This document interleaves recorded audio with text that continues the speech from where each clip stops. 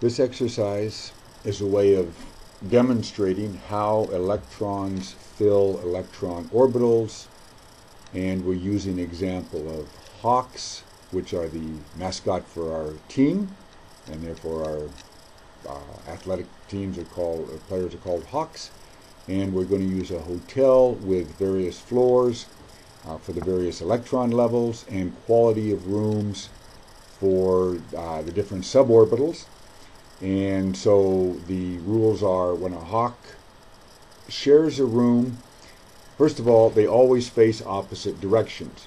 And that is down here. You can see that one faces up, the other faces down.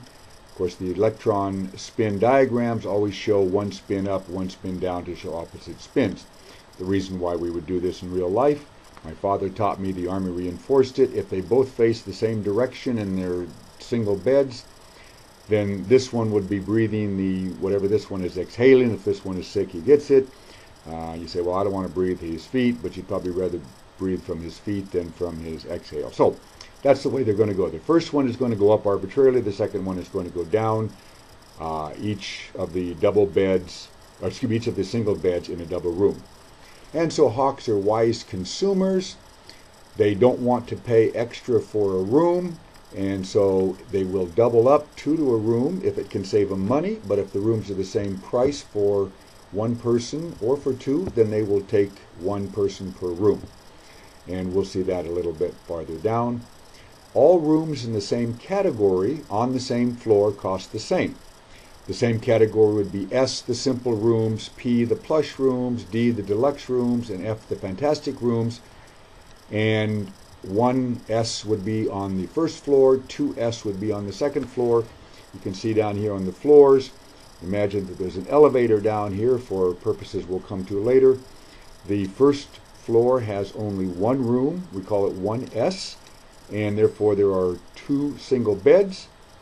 And the second floor has a 1S, and then as we go farther from the elevator, so it takes a little more energy to walk out here, we get a 2P, a 2P, and a 2P.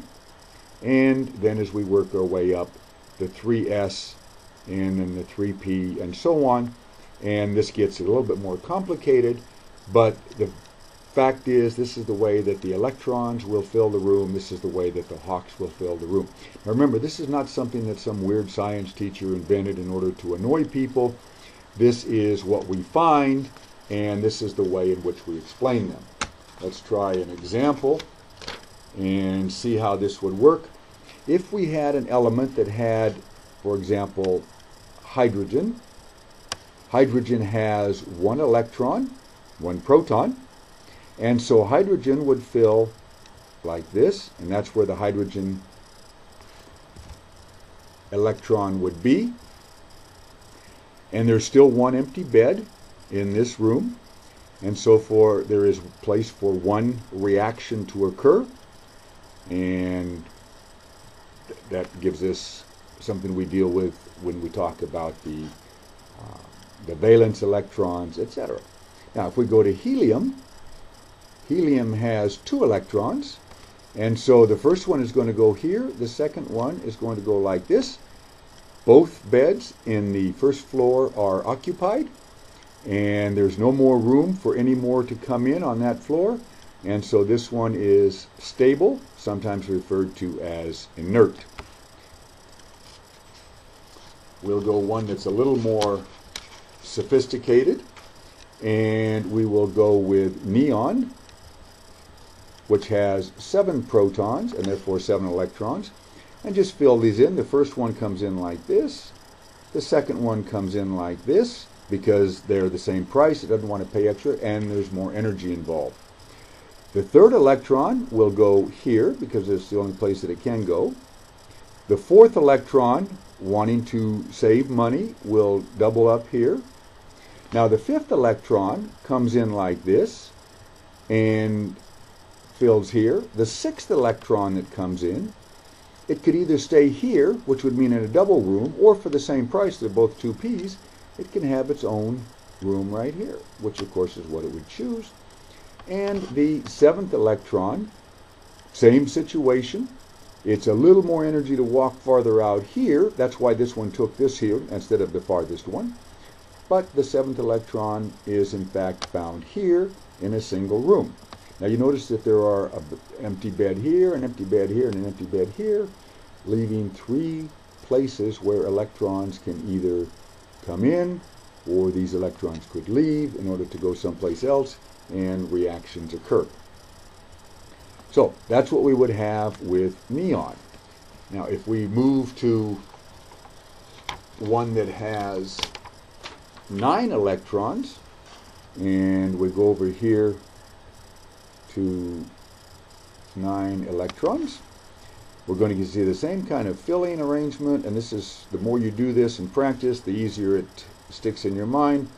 The 3rd one comes here, the 4th one comes here, 5th one like we saw, 6th one like we saw, 7th one like we saw. Now, where's the next one going to go? This is higher level, higher energy, so it's not going to go here. It's going to go here. And the 6th one, the 7th one is going to go, so we got 2, 4, 5, 6, 7. This is the 8th one. The 9th one is going to go right here. And so now we have 9 electrons, 9 Hawks, and we have 1 in this last 2p room, leaving us with 1 empty bed and 1 place for a reaction to occur. And if you check on your table to see what has 9 electrons with the 9 protons, then you'll see what this situation is. Now, if there was in fact a 10th one, that one would go right here, and now all of this 2 level would be filled, as well as the first one. No more space for this. 10 electrons is neon, and that is a stable or inert gas. If there were additional ones, they would fill up here. They would fill up the 3p. This is where it gets a little bit strange, but again, this was not invented by a mad science teacher. This was the way we found them. Once the 3p's are filled up for higher numbers, then the 4s is going to fill up before the 3d. Okay? And again, this is the way life is, and that's why we start getting these electrons in the section where each column is not an obvious valence number, or excuse me, not an obvious number of electrons in the outer shell. And this is the way it fills. And if you had to do 120, which we have not yet identified, I've labeled it escondidium because I discovered it in my laboratory and I've not told anybody about it. It's a magic secret. As 120 electrons, you could put those in following these patterns. And if you follow these energy levels, and remember that 3 fills, then this one, then it would go over here, then it would go to the 4p, then it would go to the 5s, then to the 4d, 5p, 6s. Again, this is the way that it is, and so these illustrations can allow you to draw these electron up and down spin arrows in order to get an idea of what it looks like, and then you can follow through with which extra rooms are out there, extra beds in the room, and how many electrons can react with other electrons.